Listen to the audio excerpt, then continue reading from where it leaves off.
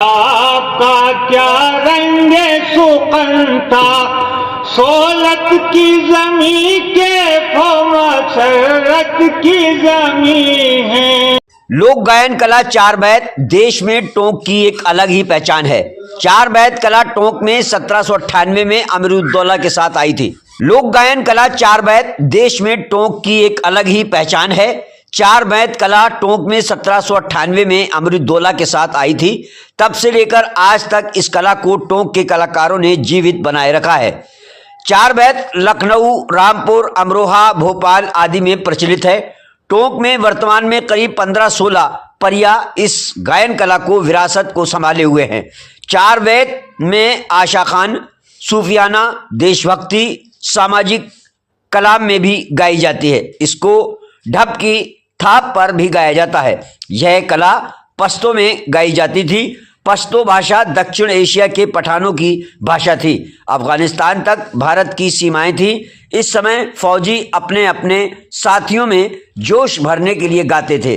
वर्तमान में चार बैत का मुख्य केंद्र टोंक माना जाता रहा है। चार बैत कला की टोंक में कई मोहल्ले की टीमें हैं। इस कला को पेश करती हैं, जिसमें शाने शाहकार हिंद उस्ताद शब्बीर खान, शाने अमन उस्ताद अखलाक, शाने चमन उस्ताद हबीब नूर, उस्ताद मुकीम उस्ताद शकील, शाने हिंद उस्ताद मोहम्मद आसिफ, शाने वतन उस्ताद छम्मू खान, सिताराए हिंद उस्ताद अयूब खान, शाने फन उस्ताद जहीर खान आदि इस काम को आज तक अंजाम दे रहे हैं।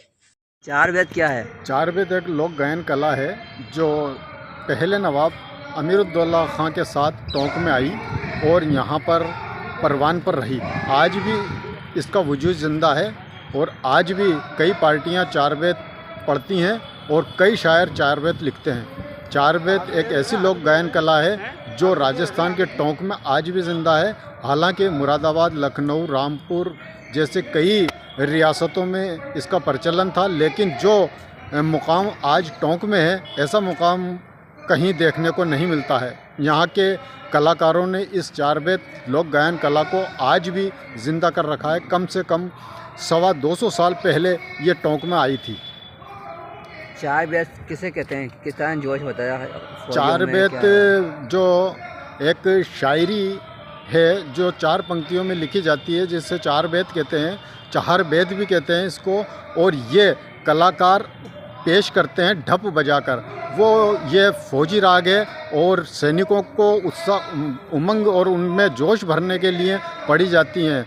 तो ये जब सैनिकों की टुकड़ियां रात को आराम करती थी, उस टाइम पर ये पढ़ी जाती थी और चार बैतों को पढ़कर उनमें जोश भरा जाता था। ये एक ऐसी फौजी राग है, पठानी राग है। ये अफ़गानिस्तान में उस समय प्रचलित थी जब भारतवर्ष अफ़गानिस्तान तक फैला हुआ था। जब से अब तक ये चार बैत कला ज़िंदा है और टोंक में इसको काफ़ी संरक्षण मिला हुआ है। नाम अखलाक अहमद है। अखलाक अहमद जी, चार बैत क्या है?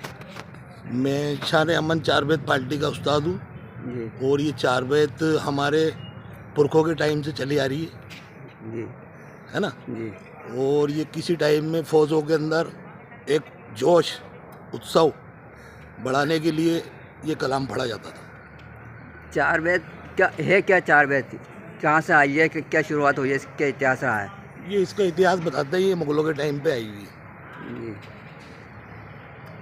आप कब से इसमें काम कर रहे हैं? चार बैत जी, ये हमारे तो क्या है, पीढ़ी दर पीढ़ी का काम है। अच्छा। हमारे बड़े बाप थे, नाम बता दें उनकी। फैयाज खां। अच्छा, कहाँ का उन्होंने अपना प्रोग्राम दिया है? उन्होंने सभी जगह दिया है, पूरे इंडिया में जैसे प्रोग्राम होता है। अच्छा, ठीक है। मेरा नाम सरदार अब्बास है। सरदार भाई, किस तरह चार बैत है? क्या है चार बैत का मतलब? क्या होता है? ये चार बैत का मतलब होता है कि इसके चार बन होते हैं, इसको चार बैत कहते हैं जी। और ये चार बैत हमारे जो बुजुर्ग थे अफगानिस्तान से आए थे, वो लेके आए थे इसे।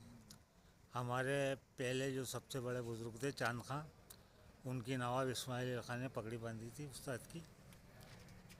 उसके बाद हमारे बड़े बाप थे मन्नू खां, मोहम्मद सिद्दीक। उसके बाद उस्ताद थे अल्लादी खां और उसके बाद मैं सरदार अब्बास, उस्ताद हूँ काफिले का। ताजे हिंद काफिला 4 बैत पार्टी टोंक। आप कहाँ कहाँ 4 बैतों के कार्यक्रम दिए हैं आपने? हमने कार्यक्रम दिए साहब दिल्ली में लाल किले के अंदर, जयपुर में भी दे चुके हैं हम, रामपुर भी जाती है पार्टी। 4 बैत क्या है?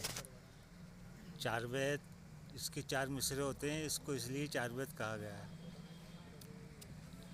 इसके 4 बंद होते हैं, गज़ल के 2 बंद होते हैं, उसको गज़ल कहते हैं, और 4 बैत के 4 बंद होते हैं, उसको 4 बैत कहते हैं।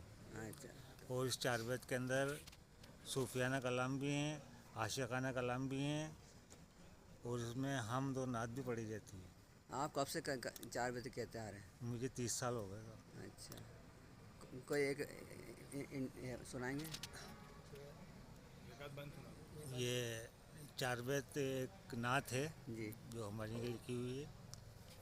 जिसके रुख अनवर से आलम में उजाला है, मैं उसका हूँ सौदाई जोगे सुओं वाला है। जिसके रुख अनवर से आलम में उजाला है, मैं उसका हूँ सौदाई जोगे सुओं वाला है। हिंदू मुस्लिम एकता को लेकर भी 4 बैतें कह गई हैं, उसमें कोई है क्या वो बन? जी, हिंदू मुस्लिम एकता को लेकर देशभक्ति। देशभक्ति। और हिम्मत से ज़रा काम लो भारत के जवानों, क्यों रुकते हो आगे बढ़ो भारत के जवानों। हिम्मत से ज़रा काम लो भारत के जवानों। लेकिन नवाब साहब द्वारा भी कोई 4 बैतें लिख गई हैं, उस पर कोई याद है आपके पास? वो नवाब साहब के 4 बैत थे साहब।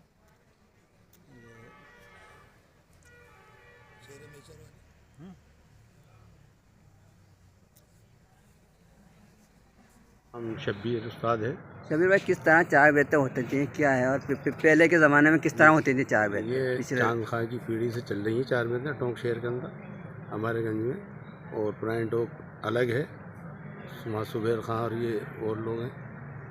और मैं अभी ताज़ा तो कुछ सालों से उस्ताद बना हूँ ताल कटोरे का क्या जी। और इसमें मैंने अल्लाह के हुक्म से फ़न लिया है। किस तरह पहले के ज़माने में होती थी और अब में क्या फ़र्क जोश आ में गया? होती थी, जोश में एक दूसरे की कटाछनी पे भी होती थी। जब में और अब में क्या फ़र्क है? बस कुछ भी फ़र्क नहीं, मोहब्बत ही है। शायर जो कलाम लिखते थे अभी पहले ज़्यादा होती थी, अब ये सिमट गई है थोड़े लोगों तक। ये आप अपने पीढ़ी को देना चाहेंगे या नहीं? जी हाँ, ये शौकीन कोशिश सारे उस्ताद शेर के जिसमें इस वक्त पूरी ताकत के साथ लगे हुए कि शौक़ को बढ़ाएं और पब्लिक में शौक़ पैदा करें और टोंक का नाम करें। अमीरी ख़ानदान के साथ इस चीज़ को हम लेके चल रहे हैं। आप गवर्नमेंट से क्या कोई एड चाहते हैं, मदद अगर चाहते हैं गवर्नमेंट क्या? की तरफ से हमें सब उस्तादों को बुला करके अगर कुछ दें बड़े लोग तो हम उनके शुक्रगुजार होंगे। और हम चाहते हैं ये एलेफन टोंक का बहुत दूर दूर तक फैला हुआ है। रामपुर, भोपाल सब जगह जाते हैं टोंक शहर की पार्टियाँ और नाम करके आती हैं। नाम मेरा मुमताज़ अली खां। किस तरह 4 बैत क्या है? 4 बैत इसमें 4 बंद होते हैं जो कि पार्टियां बोलती हैं। जैसे गज़ल है उसमें 2 बंद होते हैं, इसमें 4 बंद होते हैं। और 4 बैत की शुरुआत हमारे टोंक में रियासत काल से ही हुई। जब मीर खां यहाँ आए तो 4 बैत स्टार्ट हुई। इसमें ढोलक की जगह तब ढपली का इस्तेमाल होता है।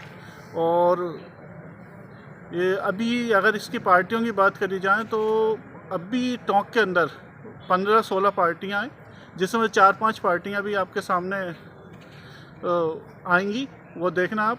अगर इसकी शुरुआत की बात करें तो शुरुआत जब से टोंक की स्थापना हुई है 4 बैत जब से चली आ रही है। टोंक के अलावा भी जितनी मुस्लिम रियासतें हैं उनमें भी 4 बैत होती है। जैसे रामपुर की 4 बैत मशहूर है, लेकिन टोंक की ज़्यादा मशहूर थी। अभी कुछ सालों में टोंक में जो इसका फैशन है वो कम होता हो गया। उसकी वजह ये रही कि जो पुराने उस्ताद थे वो नहीं रहे, और वो 4 बैत जो एक ज़माने में बहुत मशहूर हुआ करती थी, उस 4 बैत में कुछ गिरावट सी आई है। लेकिन फिर भी पार्टियां पहले से ज़्यादा हुई हैं और अच्छा परफॉर्म करती हैं। 4 बैत किस तरह जोश भरते थे फौज के अंदर क्या था? चार बेत में पार्टियां होती हैं, अलग अलग पार्टियां होती हैं और ये अपना परफॉर्मेंस देती हैं। जो बेहतर परफॉर्मेंस दे उसको अच्छी पार्टी माना जाता है। चार बेत किस तरह होती है? क्या होता है चार बेत? चार बेत में जैसे मैंने आपको बताया, फौजों को जोश भरने के लिए होते हैं। चार बेत में जैसे मैंने आपको बताया, इसमें चार बंद होते हैं और इसको इस तरह से गाया जाता है कि देखने वाले उत्साहित होते हैं, जोश भरा जाता है। और चार बेत जो स्टार्ट हुई थी एक तरह से, जो पहले लोग थक हार जाते थे, जंगों में जाते थे, तो ऐसी सिचुएशन में उनका दिल बहलाने के लिए, उनमें जोश जगाने के लिए चार बेत किया करते थे। यही चार बेत आगे चल के फंक्शनों में होने लगी। तो चार बेत का जो मेन काम था या मुख्य काम जो था वो जोश भरना था, उत्साह भरना था, ताकि जो थके हुए लोग होते थे, जो गम होता था, वो उसको भूल जाते थे और एक नए उत्साह से वो अगला काम शुरू करते थे। तेरी अहमद पे नगमाए तलब गाए, फजाएं मुस्कुरा उठी, चमन ने फूल बरसाए।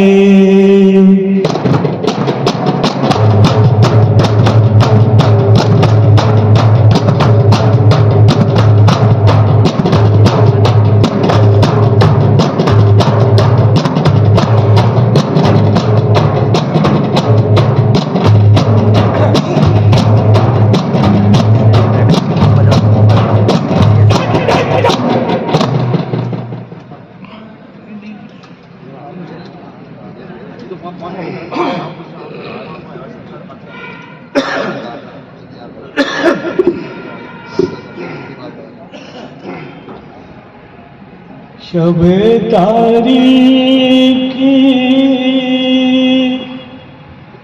जुल्मत को मिटा दे अल्लाह, और हम सिया बंदों की तकदीर बना दे अल्लाह। शबे तारीकी पे जुल्मत को